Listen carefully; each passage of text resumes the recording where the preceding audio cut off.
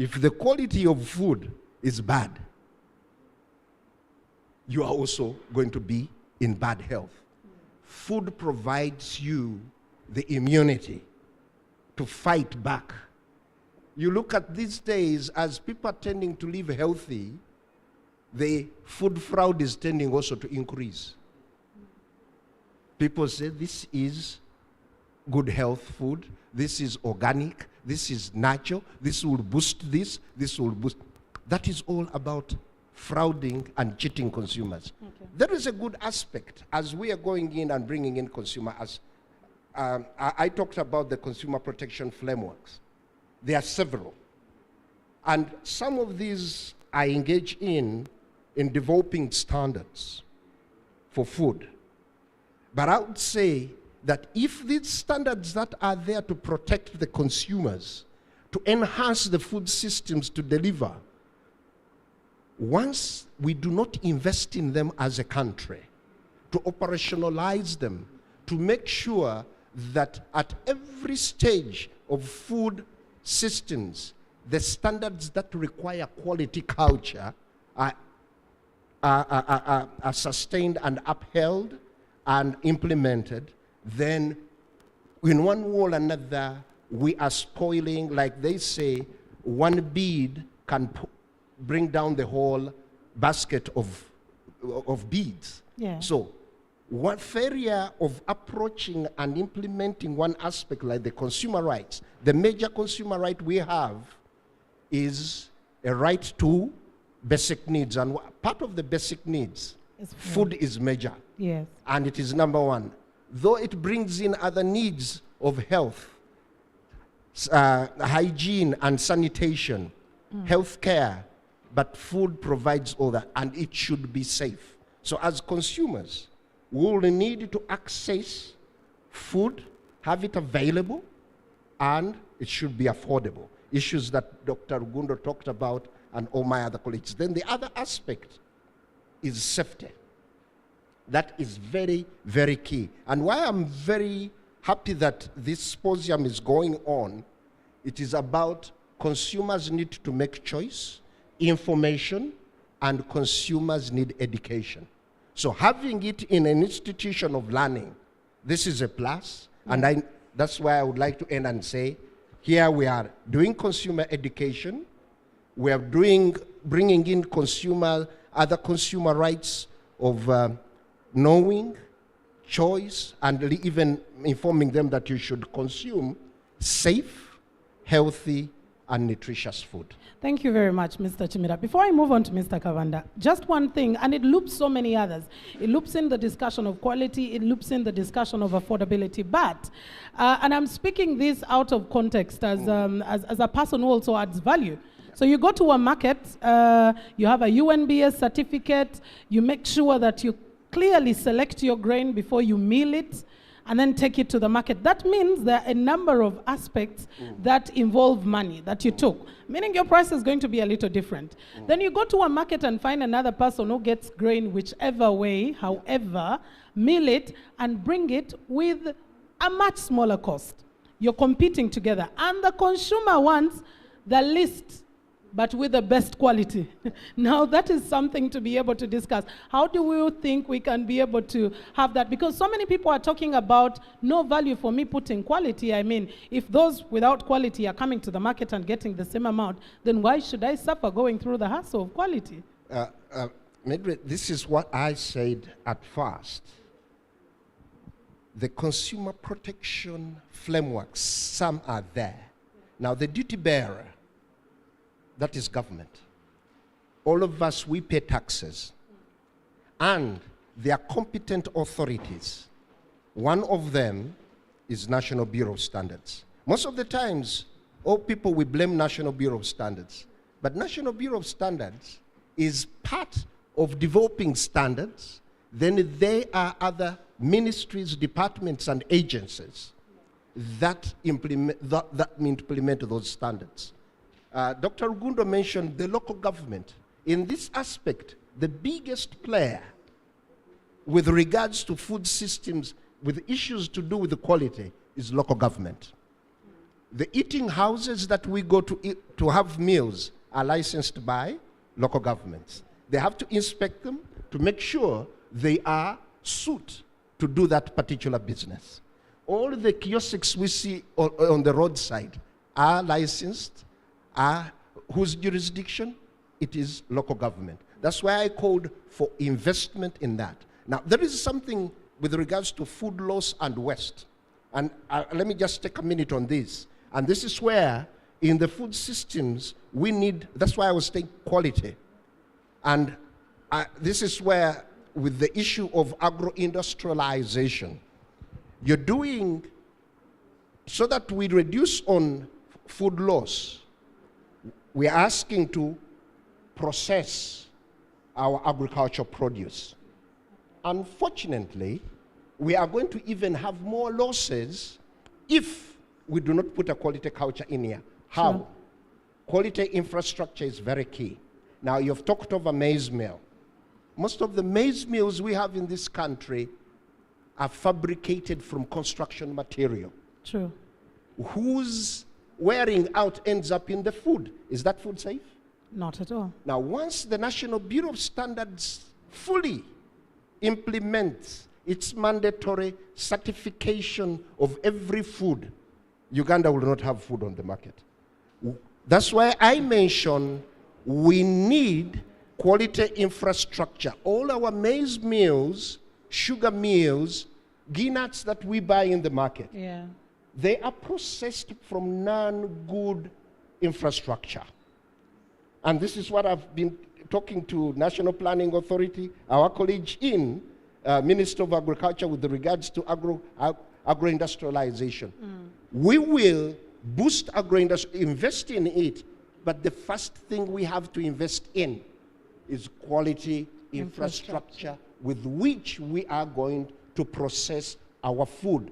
Implement these standards, get grade A, and have its own price. Grade B, have its own price. So this is why I'm saying that the duty bearer, we have to allocate resources to the local government, the public health inspectors at the local government to do their jobs. You'll find that you find a roadside market, licensed, but has no toilet. Hygiene. How will you have nutrition, food safety, food security when you're diureting? If the quality of water we are drinking is not good, as you are driving, you are stopping every time. Time is wasted, you have a running stomach. Oh, yes. Local government. Okay.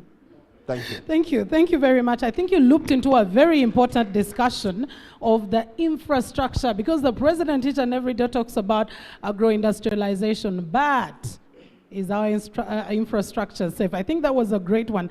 Mr. Kavanda, on the right for food, yes, we know food is a right, but unfortunately, very many people have been deprived of that right, intentionally or unintentionally. And as we talk about domestication of food systems planning, how do we ensure that we uphold this right for food?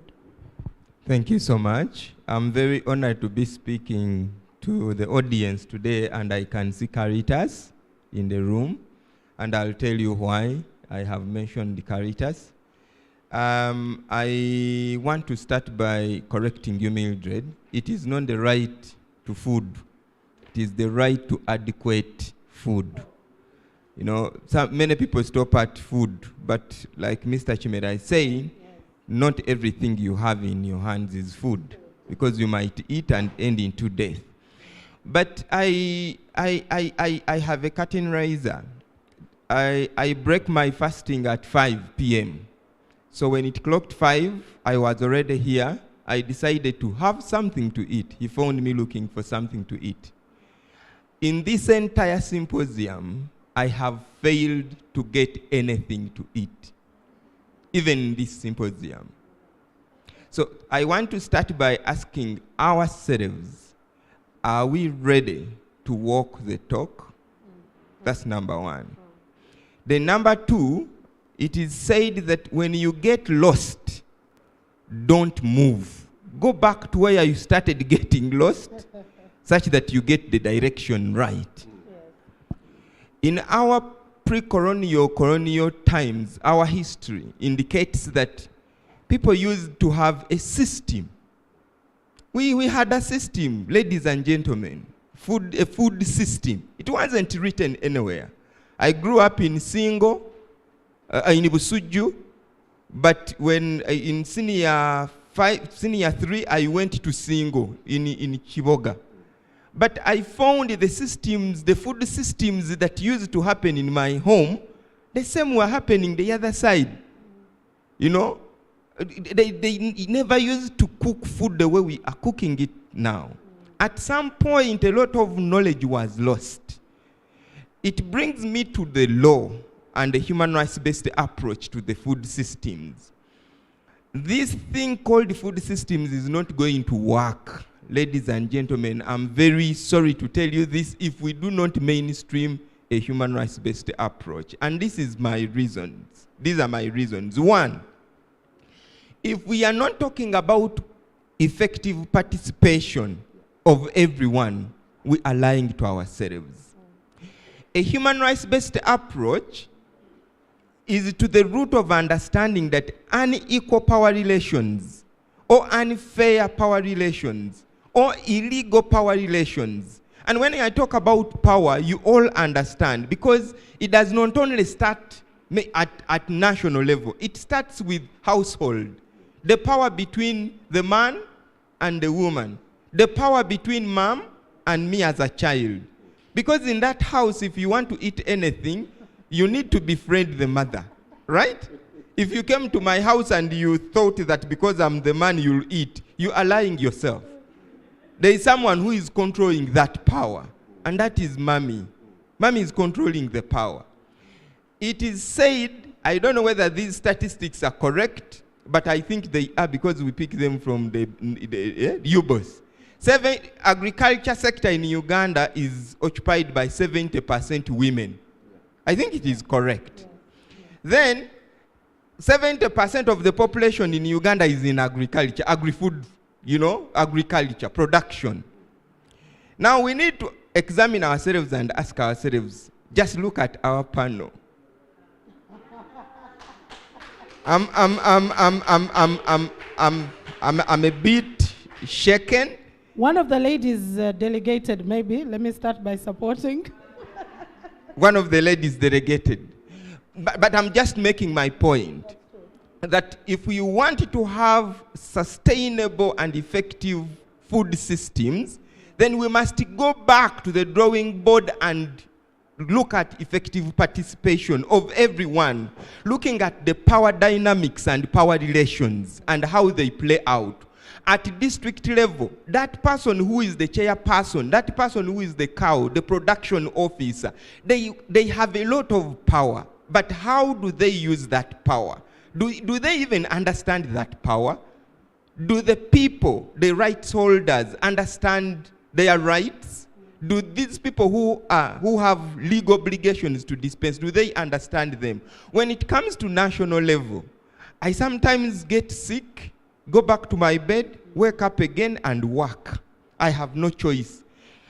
We just have the aflatoxins. Mildred, have you heard about aflatoxins? It is terrible. We have now, I think we have the action plan. But how many people now know about the action plan, or people know about the aflatoxins? We have the organic agriculture policy of 2019. Do we know that policy? And do we know the comparative advantage we have as Ugandans? So it goes back to participation, but from participation, you have accountability. Are we ready as Ugandans to hold duty bearers accountable? Are we ready to be accountable? Isn't it a shame? Isn't it even unlawful that we sit in this room and talk about sustainable food systems when in 1995 the Constituency Assembly saw it right that we must have national food reserves? He has been talking about it. Don't even talk about Parliament. We have 3 resolutions from that Parliament directing government of Uganda to establish national food systems. In the East African Community Treaty, Article 110.3, Each partner state must have strategic, in fact, they use the word strategic food reserves. Uganda is a member. Why don't we have these strategic food reserves? Are we ready to hold governments accountable? If we are not ready, maybe we need to continue speaking to ourselves. But also, the issues of dignity. Dignity. Food is an issue of dignity. People are supplying, dead food to people. It's not actually food. If I was in a meeting yesterday and people put, sweets on the tables, I opened one of them to read whether there is any label. Yeah. There was only the name of the company, and I don't fear to talk about it. It is Riham. If anyone could make an audit of how some companies have damaged this country, you'll be shocked. Then I asked whoever was eating, do you know what you are eating? People were putting them, do you know what you are eating? So if we are talking about a food system, are we ready to uphold the dignity of people? Yeah. People are eating garbage as if it is food. Are we ready to ban the chemicals, the glyphosate? If it is being banned elsewhere, why are we not banning? Yeah. This thing, the whitish thing on tomatoes is called mancozeb. EU banned it last month. Why is it still, applying here? Every reject for export bounces back on our market. Who is regulating? We are talking about local government, but we go back to the human rights-based approach and ask ourselves, where is the rule of law? Ladies and gentlemen, I want to speak to all of us. If we do not mainstream law into food, we are lying ourselves. Because, and this is the reason, for this university to exist, it has a framework law, a Ugandan law which regulates them. Isn't it so? Yes. For National Planning Authority to exist, there is a National Planning Act. Isn't it so? For Ministry of Agriculture to be in existence, we have the Constitution. For local governments to exist, we have the Local Government Act. Now, when you talk about a sustainable food system, if that is what we want to see happening, we must understand or work towards having an enabling legal framework. Mildred, this country has been crying for a framework law on food and nutrition security. I don't know why we don't have a law. I think it is the only country where we don't have even a food authority. Doesn't it surprise us? Why? We have too many questions and we don't have answers. Why? I support the president because I think he has been consistent about food. He recently told us that for him, it is because he's eating indigenous food. He even said he doesn't eat bread. He even said he doesn't eat rice. You understand? But you see, yes, I love him whenever he makes those statements. But we don't see it being implemented. That's number one. But number two, the president was also very clear. And he said, we don't need the synthetics. If we want to talk about domestication, why I talked about Caritas, I have met groups that have been trained by Caritas, and these groups are growing organic food at household.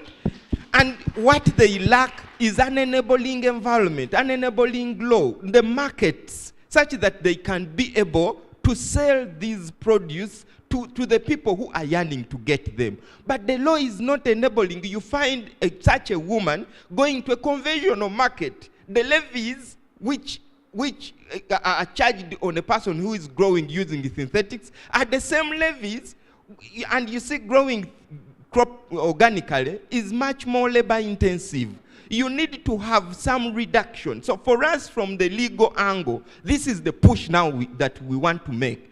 Can you have incentives, not only for the not only for the people who are coming in, but also my mother who is raising local chicken. You understand? I can speak again and again, but I think we need to come back to ourselves and put first things first. If this has started, it is very good. It is a right symposium in the right direction. We were talking to Doctor. I think we need to have it in Uganda, please, even next year. Yes, let it happen in Kenya, but not to say in one country of East Africa and in another. I want to make it as a recommendation that if it is a year, let it be rotation. Maybe in January in Rwanda, in February in Uganda, till when we finish all the countries. But every year we must have a symposium. Thank you so much. How more passionate can this discussion be than from the angle of Mr. Kavanda? I think you speak to the right things. I can't wait for Uganda as it amalgamates all these other, authorities, at least create a food authority of Uganda, because then we can be able to have a better say. We will have a round from some of the questions or compliments coming in as we continue with this discussion. But just before we go here, I would like to speak to Mr. Alex Bambona. You talked about the issue of ensuring food availability. And I love when Mr. Kavanda talked about adequate food. You talked about working with large-scale farmers, UPDF, and Uganda prisons. How are you going to ensure that? And when you talked about the issue of mindset, when we still have schools that are using agriculture as a punishment, if you committed something, go to the garden. That is the punishment. How are you working on these things together to ensure that availability you so much speak to? Thank you so much. I may not competitively talk about the school, because it is in the Ministry of Education. But what I know, it is not in the rules of Uganda that the catch should be used as a punishment. In fact, it is not supposed to be done so. It's completely outlawed. So why it is being done, it is being done illegally. Even we have outlawed the beating of children, These days, if a school beats somebody's child, if a parent takes him or a teacher task, there can be trouble. So that one is being done, I think, illegally. It is not in there. There are some things which happen, but they happen illegally. The breaking of laws. But know that is a national policy. Then there is the issue of, you have talked about the availability that you were talking about. Can you remind me of the question? The availability of food that you were talking about, and you said you want to work through prisons, Greek, UPDF, and large-scale farmers. How are you thinking of working with that particular process? We're already working with them, with prisons, UPDF, then NEC, and Greek. We are supporting the availability of inputs. For the case of government institutions, they are giving direct grants because the government doesn't make business. So just for producing of food, then the food will be, we'll have to see how we can have a food reserve system, and will be supported with post-harvest infrastructure or some pest control. I don't know, people don't want to hear about pesticides, but so far, we have not yet tried to complete organic production in Uganda.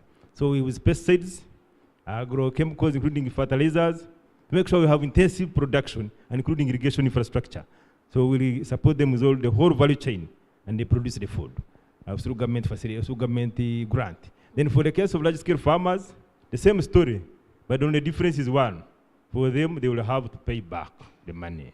Also, they will have infrastructure supported for the hiring of tractors, or even buying tractors, and they give for service infrastructure. And then we make sure we link the food produced to the storing reserve system. And in case there is food, there are food gaps within the production system, we can tap on the food available within the system and make sure there is no too much food stress. Because we are worried. If people get too stressed from food security, there may be trouble. They may fail to bound back. And then the country may suffer. Okay. So we're trying to make sure there is food store somewhere. Yeah. Mr. Bwenje, as I go to the audience, you talked about a strategic analysis that you're trying to pay attention to, including financing, the institutions there. How much more are we going to wait for that analysis, and what is it speaking to directly? But you also mentioned the issue of financing. And this is a situation of now, not tomorrow, not the other day. How are you dealing with this? Because I am looping this conversation because I moderated such a session, an IPC dialogue, and before we went into the Karamoja food crisis. And they had said in that report that 3 out of 5 people in the Karamoja sub-region lacked food even for the next week. 2 months later, I don't know what government did about that report, but 2-3 months down the road, boom, we were reporting people dying in Karamoja. So while we do this analysis, are we putting the time aspect into consideration? Thank you, Mildred. I'll begin with your last question of financing. And you see, people have talked a lot about the revolving fund of the parish development model. And this is money that we cannot undermine. This is money that we cannot underestimate. So the money we are pushing to the parish is just one way of this financing. And Objective 5 of the agro-industrialization program, we talk about agriculture financing, making sure that we have appropriate products available for farmers and all that.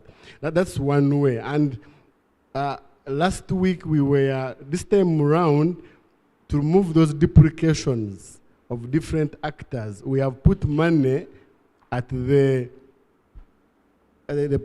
money has been, the seeding has been put at the program level. You know, the different votes to say that we have 20 programs of the National Development Plan 3. And each of these programs can have about 3 or 5 or 7 votes. For example, maybe an organization can have MAIF itself and its agencies, Ministry of Water and others.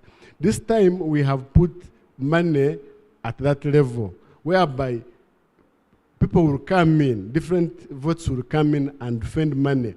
Money, yes, we've catered for your wage, your fixed costs, statutory obligations, but we have, say, 200 billion. Tell us, what are you going to use this money for? And one of the criteria we have put in place is food security, which is a component of food systems approach. And also you realize that, so because of that, it is, we've taken the processes carefully. And also we've taken a hybrid approach. We're not going to wait for the strategic analysis. It is ongoing, but this is not new. And we are rearranging ourselves as countries. Uganda now, I'm talking about Uganda. The NDP3, considering its program approach, actually, we are so happy a country that we have done a program approach, whereby how do we share these results? How do we share these outcomes? And a food systems approach is one of those areas whereby we are doing a program approach. So now, in the current constraints that we are having as a country, where the resources are not enough, we've refocused ourselves. We have what we call program implementation action plans. We've called the different MDAs. Now, the little money that we have, one of the criteria that we follow, apart from being achievable, having a presidential directive, one of the criteria is food security, food systems. So we focus the money. Yeah. So to tell you is that we are not asleep, and because of the very many actors in the food systems, we have also set up what we call a food systems coordination committee. Tomorrow, it is going to be launched at the World Food Day in Muronge. That's a very big step. It represents people from the different MDAs, private sector, development partners, people, the scientists doing research and all that on that committee to make sure that we guide food systems approach in the country. Thank you. All right, thank you very much. And of course, it's only time I'd like to have this sanitizer so I can pass on this microphone. I will request that we'll be as brief and precise as possible, but with a sanitizer right here. Feel free to tell us your name and your question or supplement and make it as brief as possible. Thank you so much. I'm Engineer Chibuka. Sempe Ronald. I'm from Operation Wealth Creation. Yes. I don't know whether some of you have children here, but if you have children at school, then you should be worried. Because we have aflatoxins versus metals. So if you think your children are eating food, they are eating a mixture of aflatoxins and metals. Why? The big players, that is the Grain Council, have machines that have magnets. So when they are processing the flour that goes through those magnets, it picks the metals. But the small guys in Chisenyi and all the towns, where are your schools and most of you buy the cheap flour? Those machines don't have magnets. If you doubt, you go home, get a magnet and throw it in your posh or in your flour. Okay? You will see exactly what we are talking about. So this is a serious issue. And if we are seated here, busy saying in nutrition, the biggest consumed food in this country is flour, maize flour. So if we are not going to make a resolution on this one, then we should go home. Because we are doing nothing here. Aflatoxins, we've spoken for so long. Sir, I need to tell you, NPA, the problem is the technology we are using. We are using hammer mills. Hammers hammer. And when metal hits metal, there are sparks, and those sparks end up where? In Kenya, they use roller mills. This is why they eat the whole grain, but they use roller mills. Roller mills will give you lesser metal, though it will not save you from the aflatoxins. So at least for them, they will die from the aflatoxins, but they will not die from the metal. But for us, we are dying from both. From both. So we need to resolve that issue when it comes to nutrition. So, and lastly, I wanted to correct. The gentleman there spoke passionately about government and all that. Brothers and sisters, this country has what we call ministries, departments, and agencies who are responsible with specific budgets, and they are constitutional. So let's hold the National Bureau of Standards accountable, but not the entire government. Because National Bureau of Standards is through the Constitution. But if you put a blanket statement on government, you are dragging us along. Because some of us are doing a good job. Thank so you. the goods that leave this country should be certified. Thank you. The goods that come into this country should be certified. Thank you by very who? much. National Bureau of Standards. Hold him culprit, arrest him. Thank you. Thank you very much. He's exonerated himself, but true. We'll be moving on. Let's make it as brief as possible, but feel free to express yourself. Thank you very much. I'm Father Hilary, Caritas, Kasanalwero Diocese. I appreciate all the efforts of the government in putting policies and strategies in place. I'm only concerned about the governance area. I come from the rural area, and this is what I see else is doing. Rallying up for votes, chasing thieves, catching up witchcraft, and collecting 10% from selling land. And I want to ask any of you, you come from villages where you come from, how many of your leaders have ever called you for a development meeting?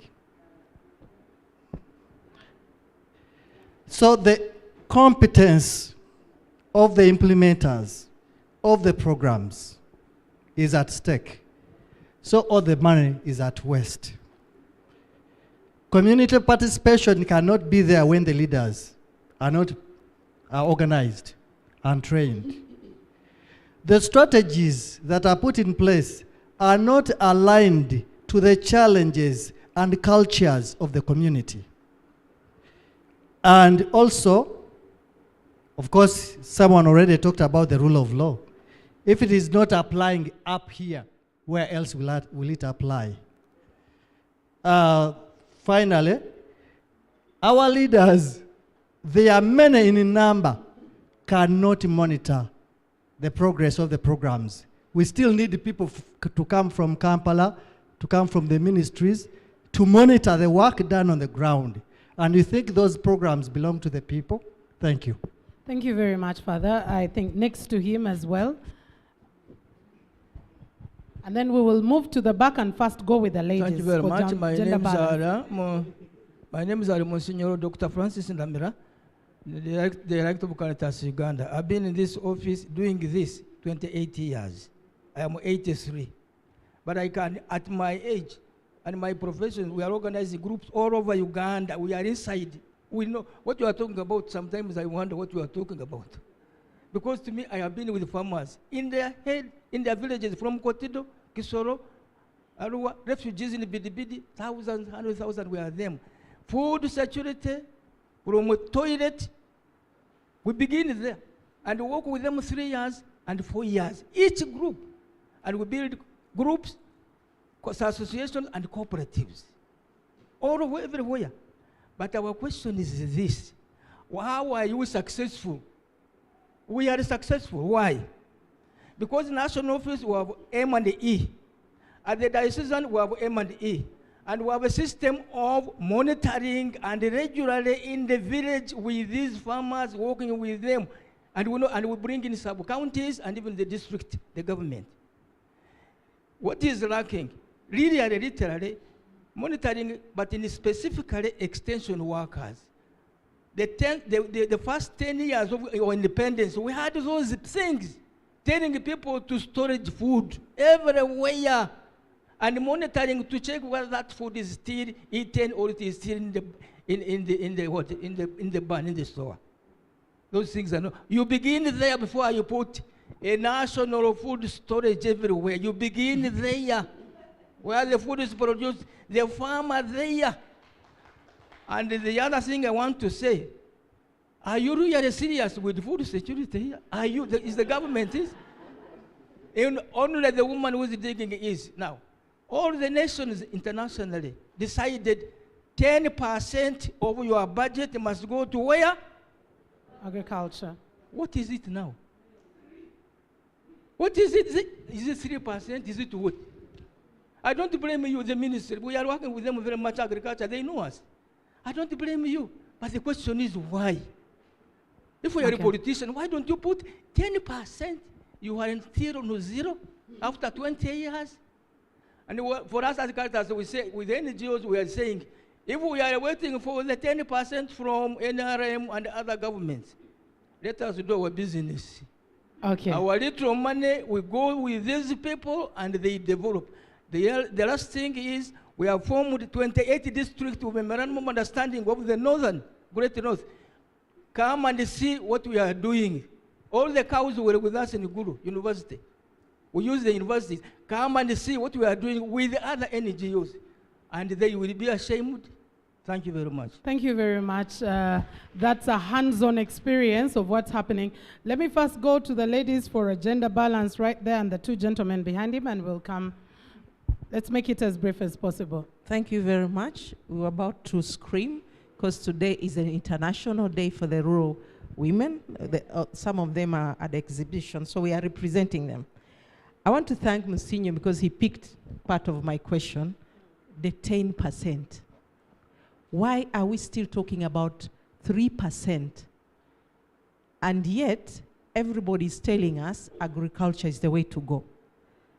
The engineer from Operation Wealth Creation presented previously. Massive program. The gap is, while we are looking at the must-have, the haves, we are not putting where the 70% is. Now the question goes, and I liked your submission, the last Mr. discussant. Kabanda, Enange Mvasingo. Now, one of the other things that we need to do, and the question goes to all the panelists, I think we need to move away from the boardroom.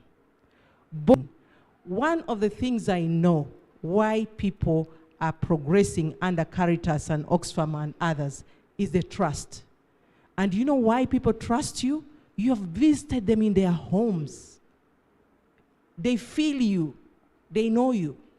Those into the markets now, you know the Ugandan market, those, even if you're not in the food industry, if you want to do marketing in Uganda, Ugandans tell you they want to feel you. It's not about the money, it's what is your soul. Yeah. And I think the church is feeling the soul. Yeah. So government and other NGOs, international NGOs, where is the soul? I think we need to go back to that. Okay. And answer that, and the soul should be the 10% to agriculture. Thank you. I agree. We will drum that as well as the media. Yes, go ahead. Good evening, everybody. Thank you very much, the panelists and the moderator. I just want to thank all of you for those insights. I'm just wondering, do we have an organic policy for the country to promote organic agriculture, because it has good conservation benefits? Both we protect the environment, and above all, it has good climate change mitigation and adaptation benefits. I thank you. Thank you very much. Yes, and of course that will be, so I'll have him, and lastly to him. At the back, please.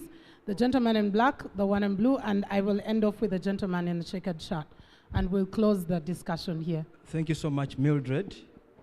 My name is Wako Geoffrey Jr., and I am a student of law at Kampala International University. And I also double as the founder of the Generation Plus movement. Well, it is so amazing and wonderful to be tackling food security, which is under SDG 2. I would like also, in the same vein, to draw your attention to two issues that are so pertinent. The first one being that talking is important, planning is important, implementation is the most important thing. I have been having this bottle of water since they have distributed them. I've been talking to it open up. It is still closed. Because of one reason. I need to take action to make it open. And when I'm speaking about action, I'll also introduce point number 2 of engaging young people in your processes. It is so heartbreaking that amongst all panelists, in as much as Mr. Kabanda has cited out an issue of gender equality and balance, we are lacking a young person seated on one of those seats, sharing ideas and mooting issues pertaining things that affect them internally. It is so heartbreaking. It is therefore my humble and firm appeal unto you that let us put young people at the forefront and engage them actively by including them on such engagements. Otherwise, this place would be full of university students listening to issues that affect their future, but none of them is here because amongst the panelists, they can relate to none. Thank you so much. Thank you. A great appeal. I totally agree with you, because Uganda's demography is more than 70% of people who are below the age of 18. So, agreed. Okru John Michael is my name. I am the RDC of Nakapiripiriti in Karamoja. Oh, nice meeting you. I want to appreciate this invitation. And as I appreciate, I would also want to appreciate the panelists for so far a job well done. I bring the perspective of Karamoja. The Karamojong are dying of hunger. The Karamojong, everything that has been said about Karamoja, and since I think I'm the only one around here, I may not know exactly everybody, but I want to speak on behalf of the region. The choice of the theme, linking climate change, food security, nutrition, and well-being, I think because of what now I know about Karamoja, this theme applies more to Karamoja. When you look at climate change, this is prolonged temperatures and weather as it affects food production. It is in Karamoja where you have long spells of drought. And we are all aware that with the drought periods, you cannot do much. Government has tried very much to provide water for production, but it is still a long way. The second perspective, an insight that I want to give about Karamoja is the inbuilt culture. The mindset of the people in Karamoja is what and where the problem is. The central focus of on a cow as opposed to food production brings challenges. That a Karamojong will value a cow and not for purposes of either getting much out of it, but pride. That he has very many cows, so his central focus, as I emphasized, is a cow. Now, when it comes to those who are agro-pastoralists, trying a little bit of food production, even when they have produced food, because of the long tenure of World Food Program in the region, they think that the food they have produced is for them to sell, and they will wait for World Food Program to provide food. What's even more interesting is that where there is no presence of World Food Program, even schools are not functional, because it is a food that acts as an incentive or as a motivator for children to be at school. So thank you so much, World Food Program. Okay. And we are talking about a region where there is the highest presence of non-governmental organizations. Sure. I want to appreciate Caritas. What Caritas has done in Karamoja is so massive. It has touched every part of Karamoja. And World Food Program has changed the approach of handout to now enabling the Karamojongs to produce. So whatever they are doing is now to fund partners that have successfully convinced them that they can work in the area and line of food production. So government, I have heard about people talk about government. There is nothing that government has not done in trying to uplift Karamoja as a region. Okay. You cutting me short? Yes, I am, because of time. Okay. So otherwise, I want to say thank you for this invitation. And with any other opportunity, I am sure, since Karamoja is the central focus now, we shall be available to share insights. Thank you very much, Mr. Aradisi. And I think you speak to a key aspect, which is mindset change. We'll have our last speaker here. As I'd earlier on hinted, in blue, you had forgotten the gentleman. Then Dr. Krut will just have a final one before we get, because of time, but more of these conversations are continuing tomorrow. We'll make it as brief as possible. Thank you very much. I also want to take this opportunity to thank the moderator and the panelists. I think Mr. Chimera, we are meeting like for the second time now. My name is Sematima Mwedin. I am an agronomist.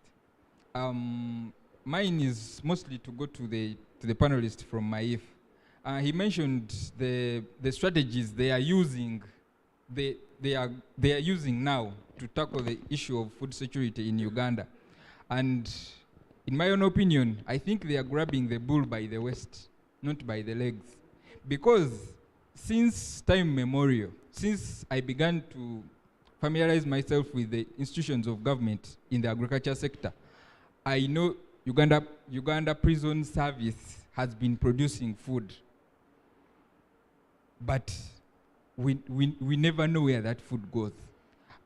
What assurance do you have that this time we are going to see that food?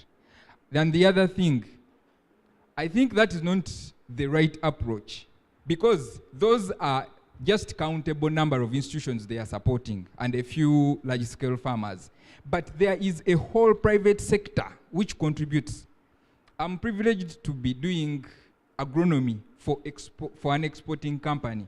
It is amazing how private sector discipline themselves to even be selective on the chemicals they are to use, and they go ahead to task you that whenever a supplier is going to spray, you have to be there to make sure they apply the doses properly. But who cares about the food on the Ugandan market? We need, the ministry has to take a deliberate step and effort to regulate the agro inputs we receive on market. However much you will go and put money in people's hands and you've not solved the legal challenges that are frustrating the agricultural sector, you are pouring, what should I say? You are trying to carry water in a basket which is full of holes. Okay. Thank you very much. Thank you very much. You speak to quality monitoring and evaluation, which is very, very key. Let's have Dr. Tomokrot briefly, and then we'll have final remarks from our panel. Thank you very much. Mine is a small question, but since we are thinking about the concept of domesticating food systems in planning, well, we shall refer to Karamoja, who was published statistics about poverty index in the region. Consistently, it was showing that Karamoja was on the poverty thing was going there. Did the government use those statistics to plan? Because if they had seen those statistics that the red was there, then the necessary intervention would have now come in at appropriate time, so that to prevent what? The hunger from coming. Because the red line, you indicated it, the red line came, the statistics came, and we actually said, what's going to happen now? So it needed a simple condition to come. So the insecurity came in and hunger was just forwarding. So using planning data, because UBOS produces data, using it to plan for interventions is fundamental. And I think in the case of Karamoja, we failed. And I don't know whether government uses the statistics UBOS brings to plan, because affirmative action should have been given to Karamoja at that time. Thank you. Thank you, Dr. Korot. We will get the microphone back to my panelists to respond to some of the questions, but also give us the closing remarks, lest we will slip here. But I love that we are still settled and want to listen to this because it's very particular. So I'll start off with you, Mr. Alex Bambona. Thank you so much, Mildred. I think I have the last question from the gentleman, the younger voice. Yes. Yeah. The issue is, what assurance are we having to ensure that we have the food within the market from the prisons and other institutions? First of all, I need us to understand the context of the intervention. It's an emergency intervention. It is not the normal development-oriented intervention. So when we have this intervention, it doesn't mean there are no other interventions from the sector. The assurance, there is a system of monitoring the food being produced. They are not producing it just in isolation. We are there, we have extension officers, and we are monitoring. Even we are on the ground. They are not just producing. And the prisons originally have been producing for their prisoners. So we already have the capacity. We could not go to the private sector this season because it needed a lot of organization. But next season we will work with the private sector.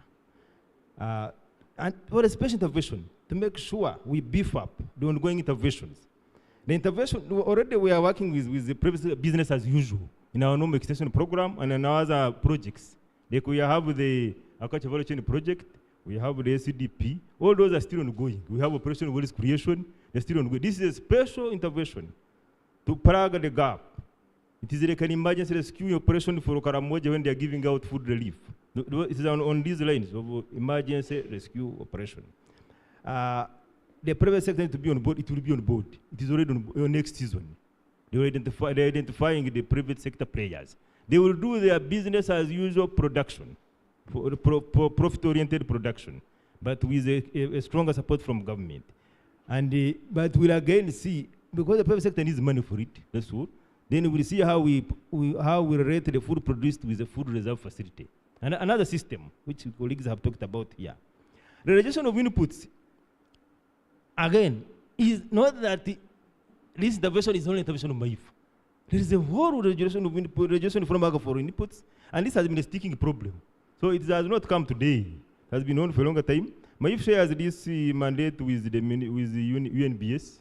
So they're working together to have a special certification program for input. Okay. And they have identified and published a number of input dealers, which must follow to make sure that the farmers must strictly buy from those certified input dealers.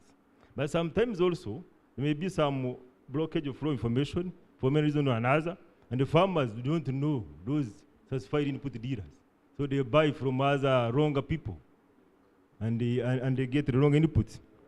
But see, this problem is the whole value chain approach, because it is not a isolated problem. It is a systemic problem. Sometimes you may lack inspectors to go everywhere very fast. So it is not an agricultural problem per se. It is a problem of the whole. Sometimes you lack funding to do things, and you don't reach there in time. Okay. Yeah, but what is important to understand is this program we are having is not completely removing other programs of government. We have other programs like mechanization. We know climate change is coming, and we know is with us, and there's no we can continue producing as I've been producing. So we have prioritized mechanization.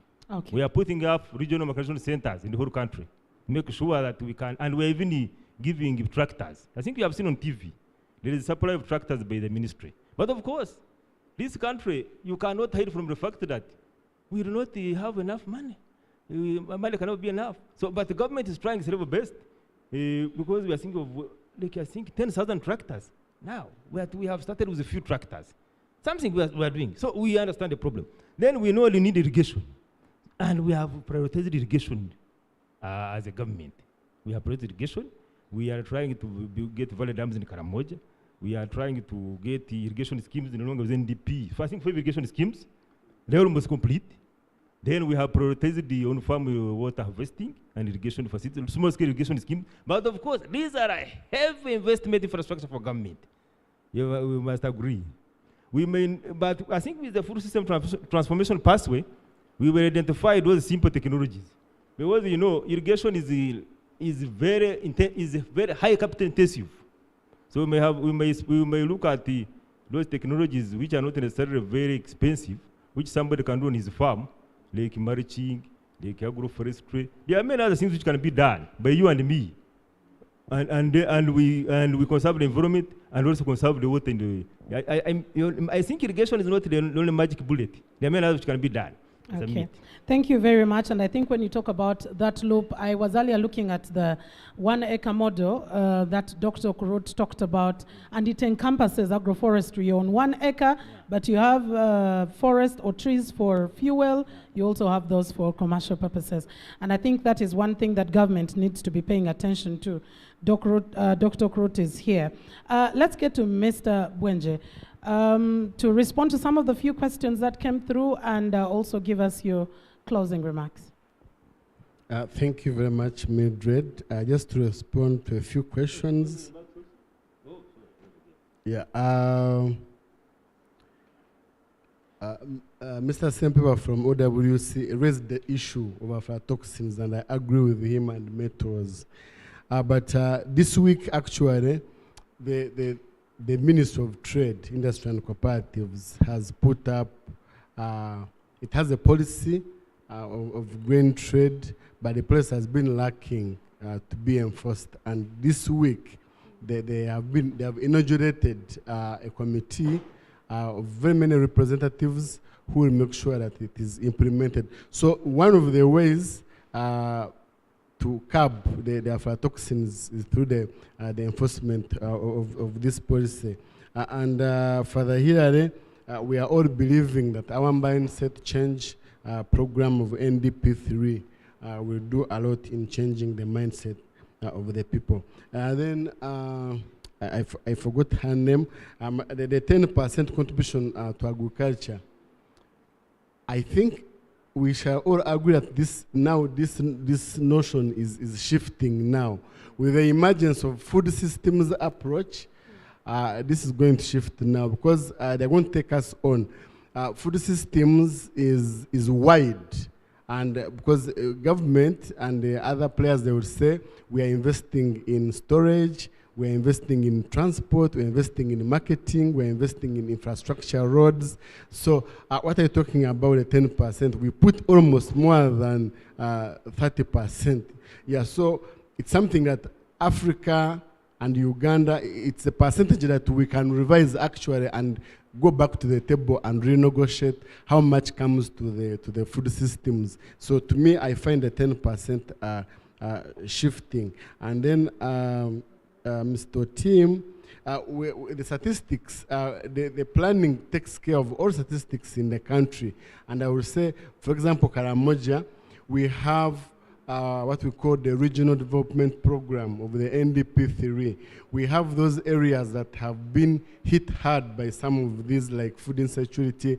And we had special programs in place put, for example, they even have, while we have key priority commodities for agro-industrialization that should spur us to achieve, there are those special commodities that we are put in certain areas that should help ensure that either people are creating the income, also achieving food security. Lastly, what I have to say is we've done the mid-term review of the National Development Plan 3, and very importantly, it has informed how we can prioritize food systems currently in the remaining 2 years, but also coming of the National Development Plan 4. So this I can promise on behalf of the National Planning Authority that we will take good care of the food systems approach.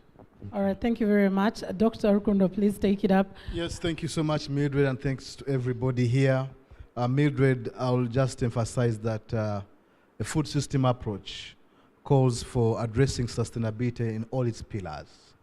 That is environmental sustainability, by ensuring what we produce does not affect the environment negatively, because we know very well that agriculture and related activities contribute about 30% of greenhouse gas emissions. So as we deal with agriculture, we must deal with the environmental sustainability.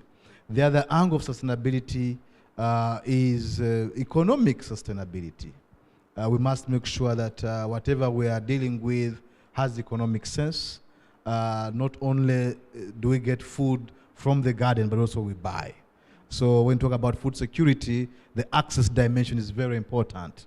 And that's why we hear that there are so many people in agriculture, but so many also are suffering. We also have social sustainability. Production of food should not cause disruption of social systems. So that's why we need to deal with the land tenure systems and etc. But also the health risks. We need to make sure that whatever we produce is healthy, and does not really affect people's way of living in terms of nutrition and future longevity. But also, Mildred, it's worth noting that domestication of food systems requires intention. And we only see intention through policy. Policy is intent. So we must see deliberate effort through policy in the area of food system. And that's why we are very happy that government has considered developing a food systems transformation plan, hopefully next year, as a way of committing itself to ensure that there's convergence of resources and expertise towards this cause. So finally, Mildred, as a country, we have a rich agroecological system, and therefore the indigenous food and food systems must be promoted. Mildred, we have the richest and most nutritious indigenous foods. Millet you will not get elsewhere. People yearn for Ugandan food. But now what do we see? We see cuisines from other countries, the pizza, the what. But we need to see pizza from cassava, we need to see pizza from all these commodities. Import substitution will happen if we promote our local commodities. So that's why we are saying, let's go back to the millet. Let's go back to the sorghum. Let's go back to the malakwang and etc. because they are very nutritious and only found in Uganda. So we have to balance the coin. As we go for improved varieties, we also have to promote our indigenous systems. Thank you so much. Thank you, Dr. Rukundo. Let me move on. And I think you spoke to a very important one when you talk about our indigenous foods. Sometimes you look for an indigenous species of a particular plant and it will take you forever to find it. Mr. Chimera, responding to a few that came through, but also your closing remarks. Thank you very much, and I would like to thank our colleague, the next generation or the generation today. Like I started, it is a pleasure that this was done in a learning institution. That is one. Majority of the consumers are you. We are in sunset, you are in sunrise. And listening to you and the issues that you've raised, I always tell people, plan, do, check, and act. Turning the talking into action is something very key. And this is where the action as a country with regards domesticating food systems in our planning. We have beautiful plans. Let's invest in them. That's the action I cry out for. And roll out the quality infrastructure. We will have massive production. But if we do not have quality culture, quality governance, say, in all the food system, we are going to lag behind. I would like to talk to you as the youth and talking about the indigenous and talking to us all. Have the pleasure on the plate, safety in the mind. Consumers, we have got rights and responsibility. We have a right to basic needs. We have a right to safety. We have a right to choice. Can we make the right choices of the foods we eat that are healthy, nutritious, that will build our immunity? But then we have our responsibility of being critically aware of our actions, having social concern, and the other aspect, we have to take action and be in solidarity as consumers. What I would like to end with, we must be sustainable consumers, bringing in the element of social concern. Then we have to do economic aspects responsibly, and we have to protect our environment. These are very key. And as the biggest number of the population we have, I would like to close with a demonstration to us all. Small steps can lead up to greater actions. And let me just use, as you fail to open up the bottle of water to drink it, let me use it for those small steps. And you take it to KIU and those are here and other universities. This bottle of water, we have a consumer responsibility of having social concern and environmental awareness. But we have a right to a healthy environment as consumers. But unfortunately, we act irresponsibly. We litter.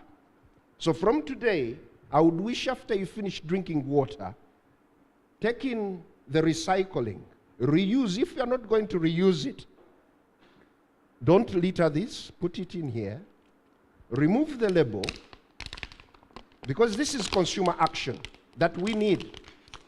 Because if you leave it intact, you might get food fraud. Water that will come in it might not be safe. Hold it like this. I wish everyone would do the same as we are holding our bottles. If you're done so with when you crush it, it will be this small. But if you leave it intact, it will be blown away when it is empty. But once it is crushed like this, it doesn't easily move, and it can be collected in a small container. And I will ask you a last question as a suspect. Can you drink water or anything from such a bottle? So your small steps and actions will make the food systems possible, and it will be domesticated by your actions as consumers. Thank you very much. All right, I think we end up in a very, very practical note. If you haven't, please, can we finish off with a noise by you making sure that you crunch up your, and it can't easily, and you can actually be able to test. Throwing a bottle that you have been able to squeeze up, it goes further than throwing a bottle that you haven't, so it goes anywhere. And in a small plate. Exactly. If they are full, they will not fit in. So if we have a small box, we can have hundreds of these in a small box and will not litter.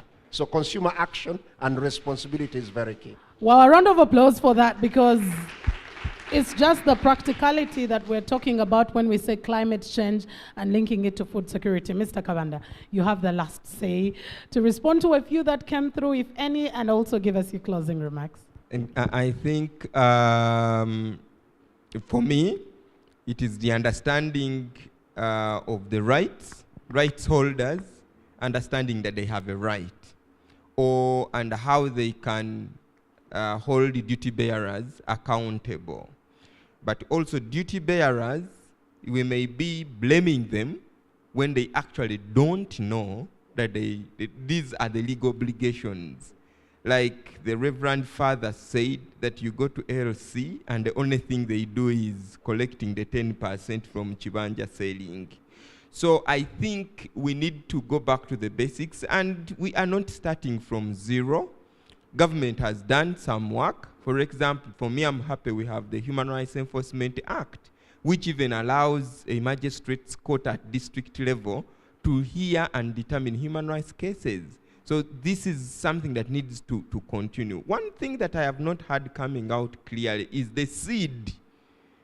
We are in communities training people about their rights and everything, but one of the questions is, where is the seed?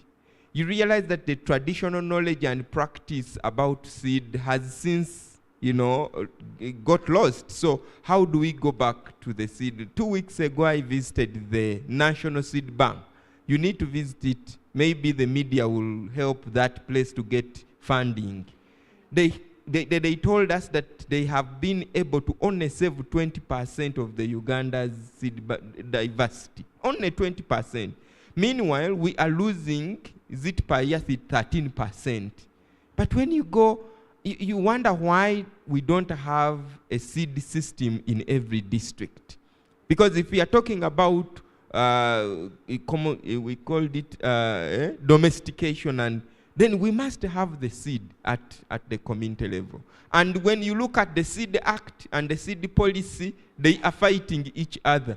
The Seed Act is talking about commercialization. Then you have pockets of indigenous seed in the policy. There need to be harmonization. So when we are talking about law, so the enabling legal framework, if the seed is not streamlined, you are opening us to the people who are stealing from us.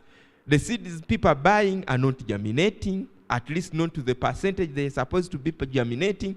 But many of the seed types are fake. Others are just, putting color on maize. So it's as if Ugandans are set up for whoever wants to steal from them. Thank you so much.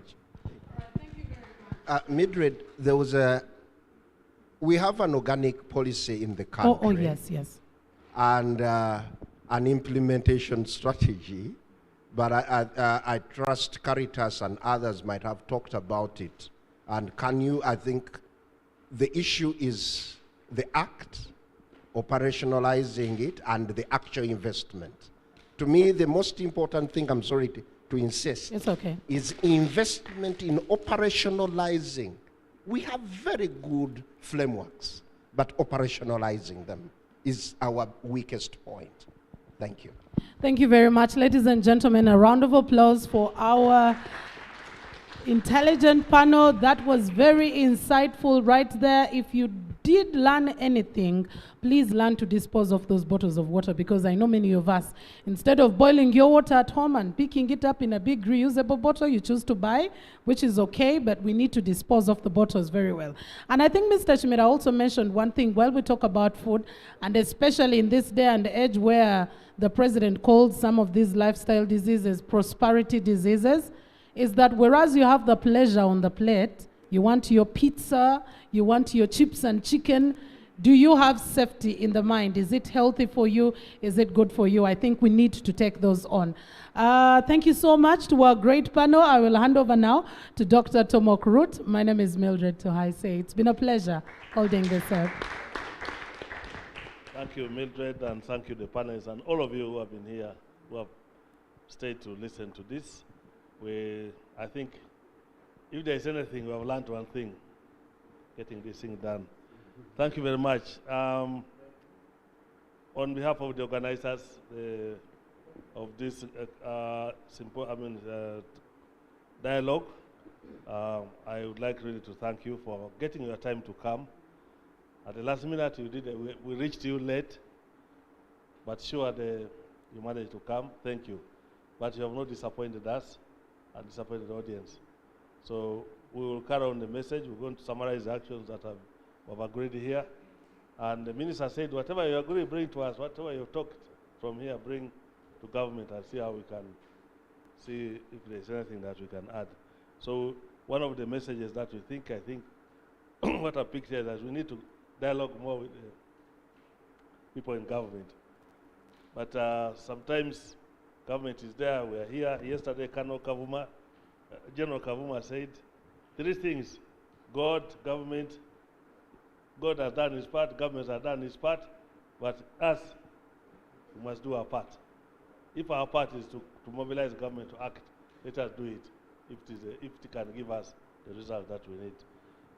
So on behalf of the university team, the partners of the organizers, I see Khan here, and it was very quick for you to get to camera because I tricked the chairperson of Khan.